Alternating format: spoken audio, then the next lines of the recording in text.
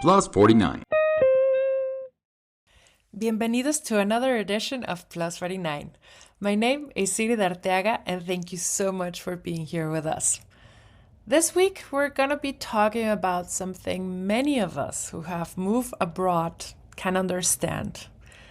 What it takes to belong in more than one place at once. Because migration doesn't just change your address, it reshapes you and who you are. How we can see ourselves, how we connect with others, and even how we can handle the quiet moments in between. Because later in the show, I'll be joined by Andrea Fahmel, who, like me, grew up in a Mexican-German family. Together, we're going to be talking about what she calls liquid nationality, a term that I absolutely loved, and how social media can change the way we adapt, connect, and define our current home. In this week's news, Germany's migration and labor report from the OECD, a major update to the citizenship law, and what the latest data says about the country's housing crisis. Also, no wonder here what it's going to be saying. For our cultural segment, we'll be stepping into one of the Germany's most heartwarming traditions, the Laternen walks on St. Martin's Day. So grab your Glühwein and let's start. A new report from the OECD this week highlights the growing importance of migrants in Germany's workforce. According to the study, foreign-born workers now make up a record share of employment in key sectors such as construction, healthcare, and tech. However, the report also points out familiar challenges. Many skilled migrants still face language barriers and long waiting times for the recognition of their professional qualifications. This means if you're looking to get a German citizenship, you will have to be a resident of Germany for 5 years. On other news, government agrees on deportations to Syria. Reports of internal disagreement over the return of Syrian nationals have been denied by a government spokesperson. The goal, they say, is to stabilize the situation in Syria so that voluntary returns become possible. At the same time, the government is working on legal and organizational measures to allow future deportations of criminals to their home country, as outlined in the coalition agreement between the CDU and SPD.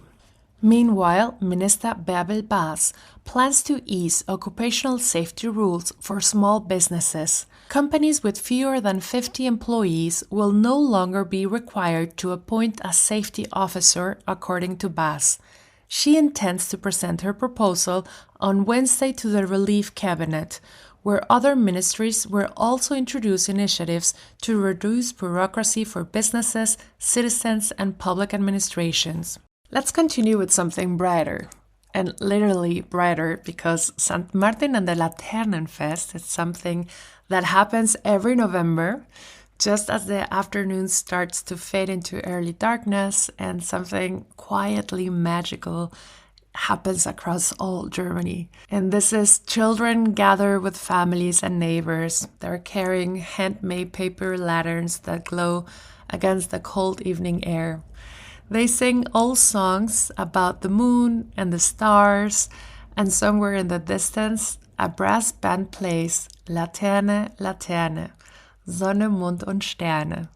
This is the Laternenfest, celebrated around St. Martin's Day, one of the most beloved traditions of the season.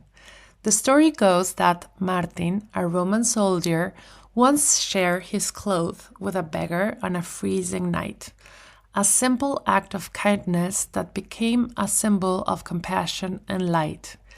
Today, that story lives on in the Laternen walks across Germany that go in all small villages street through the city parks. If you're new here and happen to come across a group of children marching through the night with candles and songs, stop for a moment. It's a reminder that even in the darkest months, Germany has its own very way of celebrating light, generosity, and togetherness. If you're in Hanover and you're looking for something to brighten up the gray days, there's plenty to see and do. First, there's a celebration of the German humor and illustration. The Wilhelm Busch Caricature Museum is marking the 160 years of Max and Moritz, the mischievous duo who shaped this country's comic tradition. The exhibition features original drawings, rare editions, and behind the scenes insights into Wilhelm Busch's creative process. It is a cultural thing that you do have to take a look at because Max and Moritz are really shaping Germany still. For families, you can go to the Zoo Hanover since it's hosting its traditional Laternenumzug or Laternenparade. This will take place on the 7th and the 9th.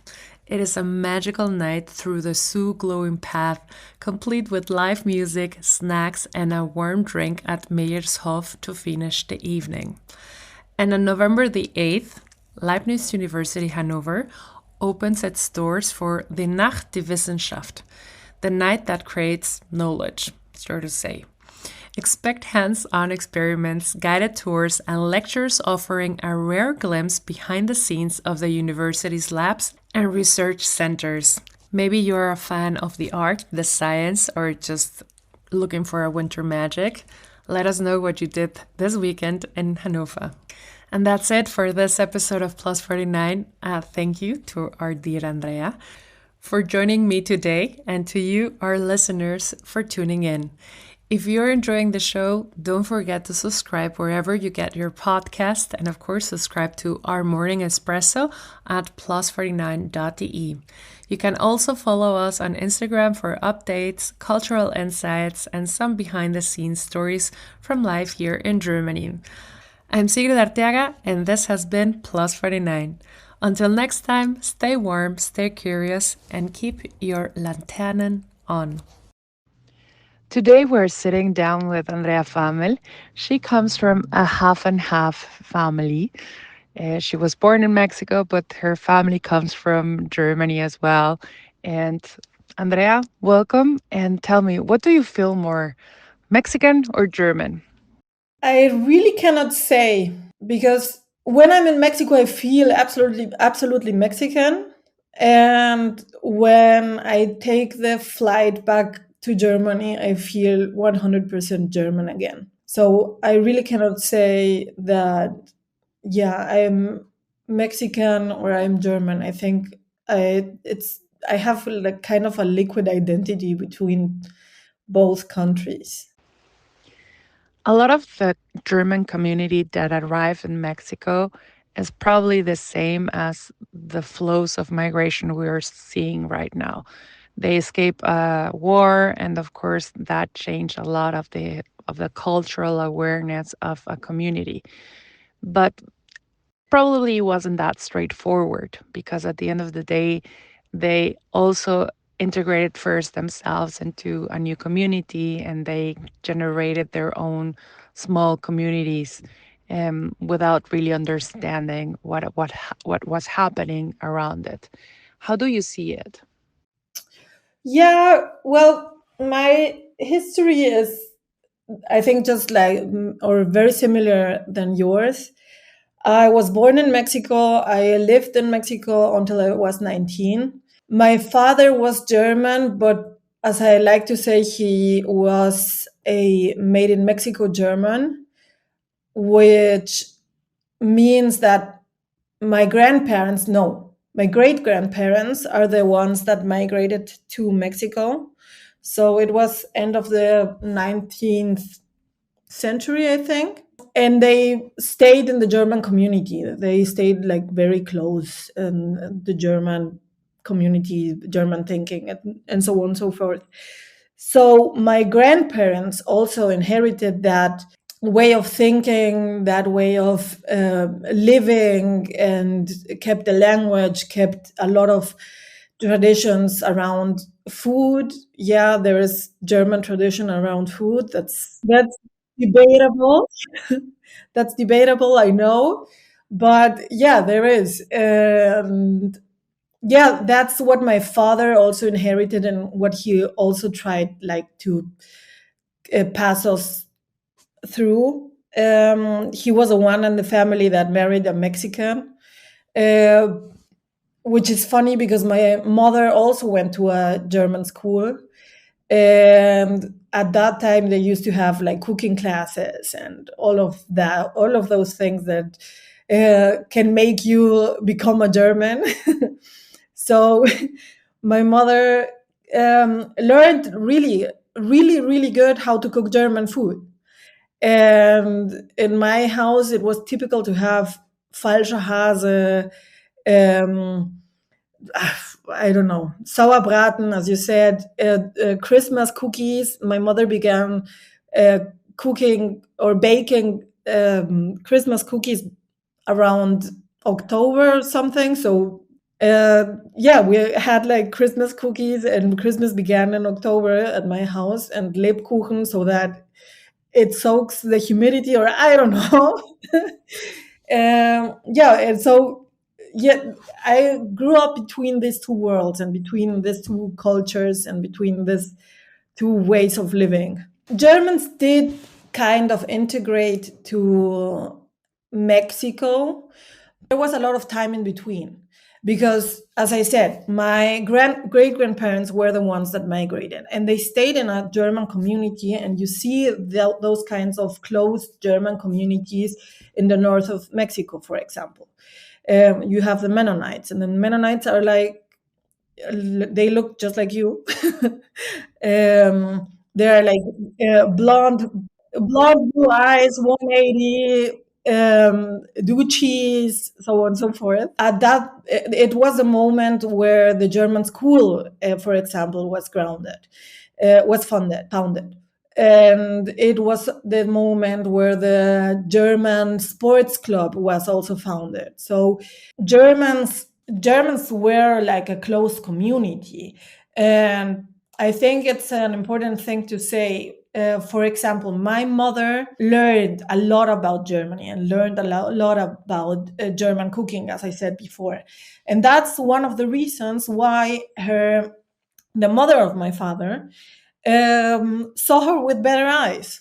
She was a Mexican, yes, or she is a Mexican, yes, but was a good integrated Mexican in a German identity. I think it took more than one generation and even more than two generations to get a real mix of both cultures, and that Germans really felt as belonging to Mexico, and Mexicans accepting Germans as they are. And I think that's exactly the moment where people like you or people like me think, okay, I'm Mexican, I have this roots somewhere else in this world, so I'm going to explore them and I'm going to look how it feels to move in this other culture that lives within me. And yeah, that's the moment where I think or that's the moment that I'm living right now. I'm a Mexican living in Germany, but I am a Mexican with deep German roots.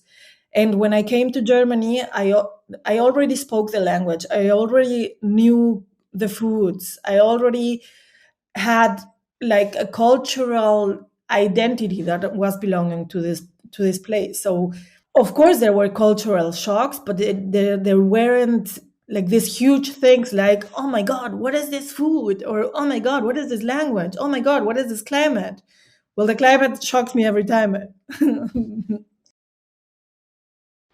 Before we let you go, nowadays we have this constant understanding of what is happening in our home country because of social media, and especially because we already know what's happening there because of the memes, because of everything that is happening there.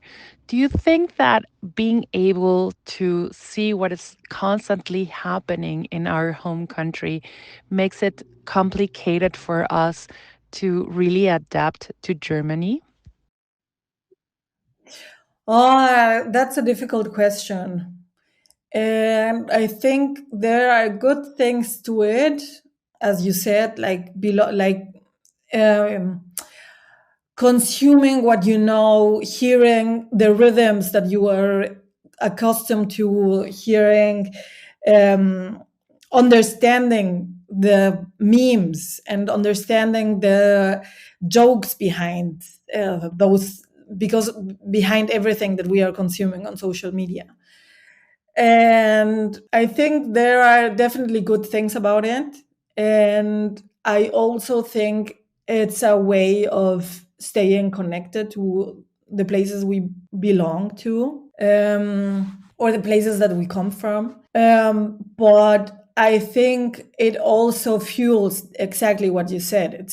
It fuels the feeling of having homesickness, like a never-ending homesickness. And I'm, for example, right now on a digital detox, and I'm trying not to consume so much Instagram at the moment. And it's incredible. It's been like a week that I reduced my consumption of Instagram a lot.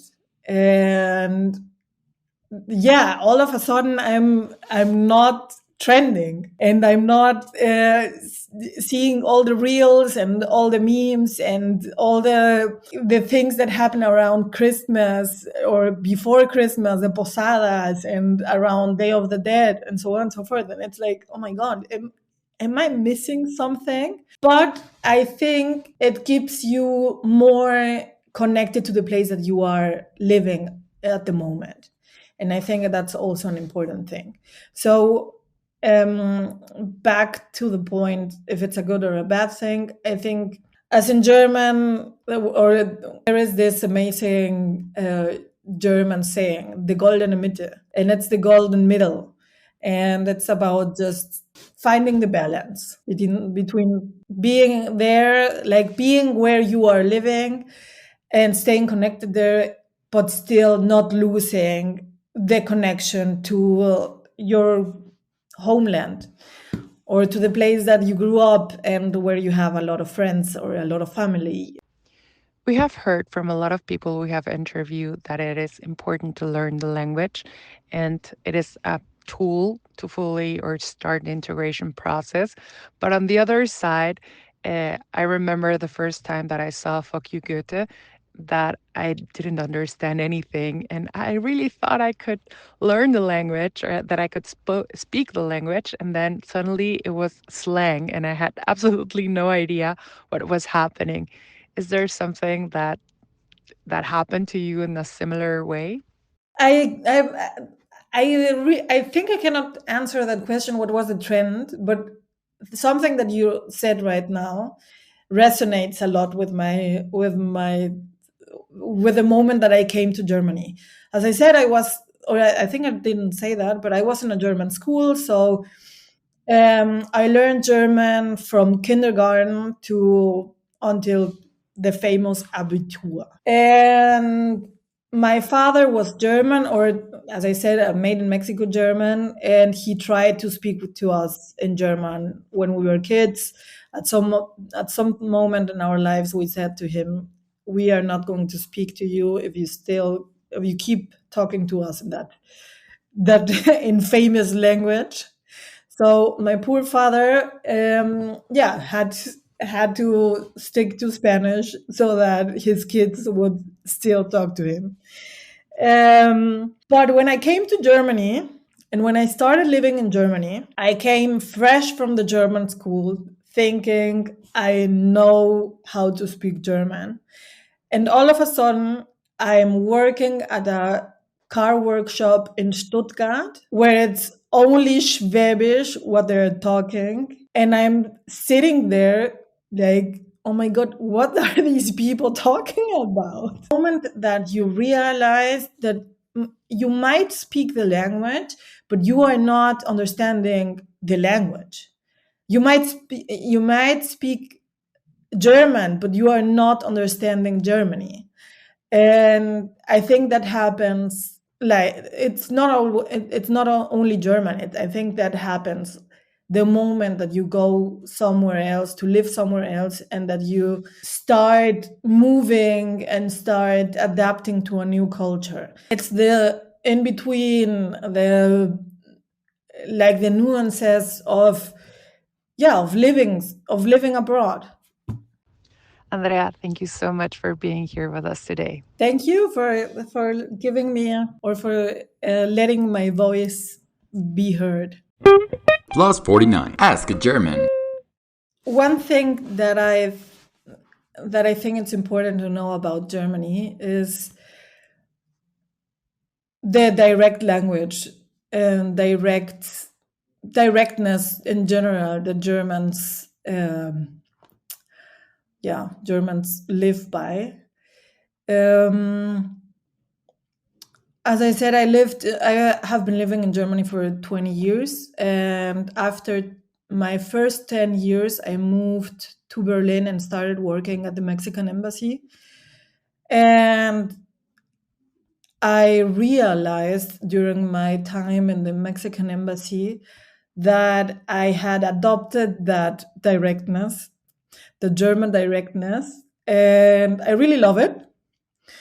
But Mexicans do not love it.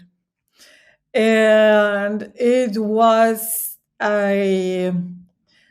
it was a funny cultural shock because it was the other way around. Because me being Mexican, I was not expected to be direct and to be clear and to be like things have to be this and this and this and this way. And why are we doing this and this and this and that way if we are not getting nowhere?